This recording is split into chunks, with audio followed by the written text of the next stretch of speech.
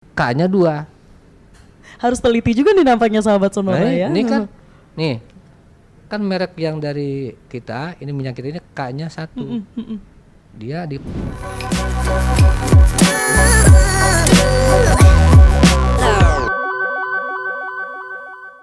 Pak Kasan, ini masih berbincang tentang harga bahan pangan pokok jelang Ramadan dan juga Lebaran 2023.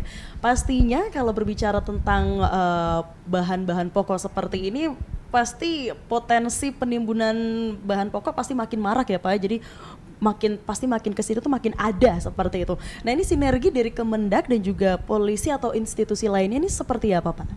Ya. Makasih Mbak Sasa. Sebelum kepada sinergi dari tim ya dalam penegakan hukum terhadap pelanggaran-pelanggaran yang terjadi di lapangan. Ya. Ya. Tentu pasti ini aparat penegak hukum ya, baik itu dari Satgas Pangan, kepolisian, bekerja sama dengan kita. Kita nih di Kementerian Perdagangan punya unit Direktorat Jenderal Perlindungan Konsumen dan Tertib Niaga. Nah, pengawasan, ada PPNS-nya yang itu punya hak untuk melakukan pengawasan dalam rangka penegakan hukum tadi. Ya. Nah, tentu pelanggaran yang terjadi di lapangan akan ditarik kepada aturan yang ada. Kan gitu. Kan kita juga tidak bisa sembarangan menindak pelaku usaha. Pelanggarannya apa? Lalu ketentuan yang dilanggar mana. Nah, jadi bisa sifatnya administratif, bisa juga dalam bentuk misalnya pencabutan izin usahanya, tapi bisa juga mungkin sifatnya ke hal yang lain lebih berat gitu ya. Nah, dalam beberapa kasus, pertama ini kebetulan yang minyak goreng ya, yang minyak kita waktu itu di awal Februari ya, ada sidak Pak Mendak dengan Kasatgas Pangan waktu itu di salah satu gudang perusahaan yang ada di Jakarta. Ketemulah sekitar 500 ton minyak kita. Nah, tapi bukan penimbunan, melainkan ya, karena penimbunan itu kan ada syaratnya. Kalau dia kategori penimbunan, gitu kan. Salah satu misalnya berapa lama dia barang itu ada di gudang sehingga dikategorikan penimbunan. Berapa jumlah terhadap kebutuhan di daerah itu seandainya dikalkulasi melebihi daripada kebutuhan normalnya. Nah, itu bukan kategori penimbunan. Sehingga akhirnya diambil tindakan, diinvestigasi, lalu kemudian akhirnya minyak kita itu 500 ribu ton itu harus disalurkan. Akhirnya kita kerjasama lagi Satgas Pangan, Dinas Perdagangan di seluruh provinsi dan kabupaten kota. Akhirnya yang ketemuan 500 ribu ton itu kita salurkan di Pulau Jawa. Mulai dari Banten, DKI, Jawa Barat, Jawa Tengah, DKI, Jawa Timur. Itu kita sebar ke pasar-pasar tradisional. Nah, itu hal lain. Yang lain juga ada pelanggarannya. Ini minyak kita nih Mbak Sasa, karena sudah tadi populer, sudah ada juga yang memasukkan. Ini kan minyak kita K-nya 1. Benar. Ada merek K-nya 2. Harus teliti juga nih nampaknya sahabat Sonora ya. Ini kan merek yang dari kita, ini minyak kita ini K-nya 1. Dia dipalsuin juga. K-nya 2. Nah, kan beda. Benar. Nah, itu kalau kita bawa ke ranah hukum, jelas itu juga pemalsuan merek. Belum lagi ada yang kemudian dari minyak. Ini kan sebenarnya minyak kita ini sejatinya minyak curah.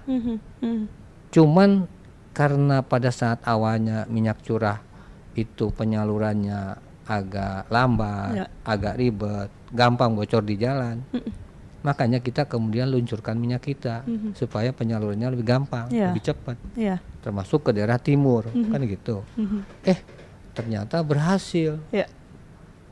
Akhirnya kalau berhasil ya udah jelas lah gitu, jadi favorit kan. Benar dicari langsung. Dicari, jadi ada yang tanpa merek, tapi ya itu tadi bukan seperti yang kita maksud harus ada minyak kita. Ada lagi juga yang pelanggaran yang jenis yang lain, dari minyak curah dia dikemas pakai brand yang lain. Tapi minyak curahnya minyak curah DMO. Itu kita temukan juga. Gitu. Bahkan saya waktu di Lampung kita juga menemukan hampir 2000 ton kalau nggak salah. Itu minyak ini dari minyak curah nih, DMO, dikemas di kemasan botol ini, tapi nggak ada label.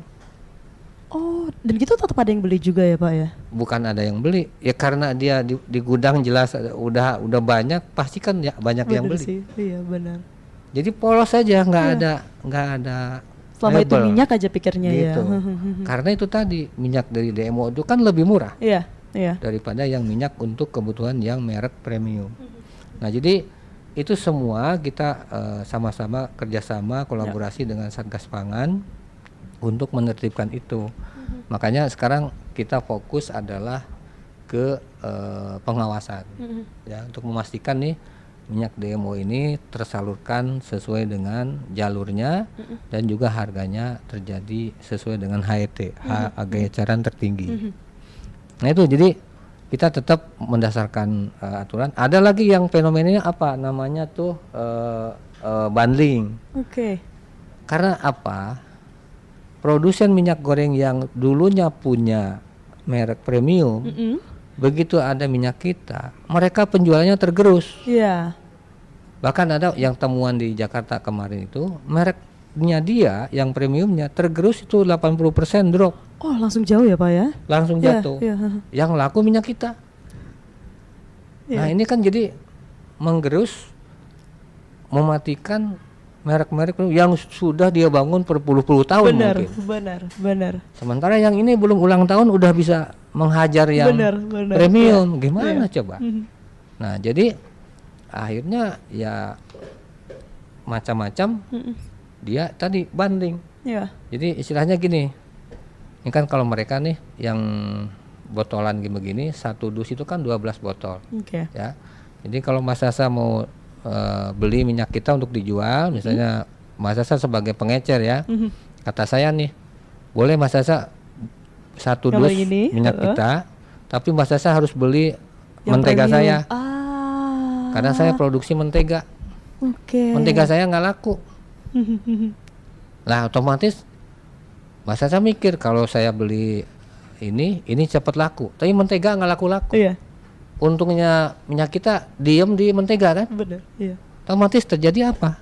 Mereka akhirnya naikin ini. Ada yang begitu juga. Cukup banyak fenomenanya ya Pak ya? Itu kejadian yang kita temukan pada saat di bulan-bulan Januari dan Februari lah. Tapi sekarang sudah kita pengawasan terus, kita lakukan penegakan hukumnya, ya karena ya ini tadi kita harus luruskan sesuai dengan kebijakan awal daripada maksud minyak DMO ini. Gitu. Inilah sinerginya tadi, kolaborasinya tadi sebenarnya. Dan yang juga saya berharap tadi ke masyarakat, kalau nemu silahkan diinformasikan ke kita. Kita nih punya krisis center sejak Pak Mendag pertama kali sebagai Menteri Perdagangan. Ini kan awalnya untuk menyelesaikan isu minyak goreng saat itu. Jadi kita sudah bikin krisis center dari sejak Pak Mendag ini menjadi Menteri Perdagangan sampai sekarang. Jadi kita terus ya isunya minyak goreng ya kita itu. Tapi isunya yang lain kayak sekarang ada isu yang lain di luar isu minyak goreng kan, ya itu masuk ke krisis center kita juga. Gitu. Jadi kita sebenarnya berterima kasih nih ke teman-teman, ke masyarakat, ke media yang melaporkan hal-hal adanya pelanggaran. Dan itu kita harapkan. Maksudnya kalau ada suatu pelanggaran, tolong kita infokan, ya karena kita punya komunikasi dengan teman-teman Satgas Pangan maupun dinas di daerah. Gitu. Berarti antisipasi ataupun juga monitor ini tidak hanya dari pemerintah, tidak hanya dari Kemendak, tapi juga dari masyarakat, bahkan juga bisa ikutan ya berarti ya Pak ya.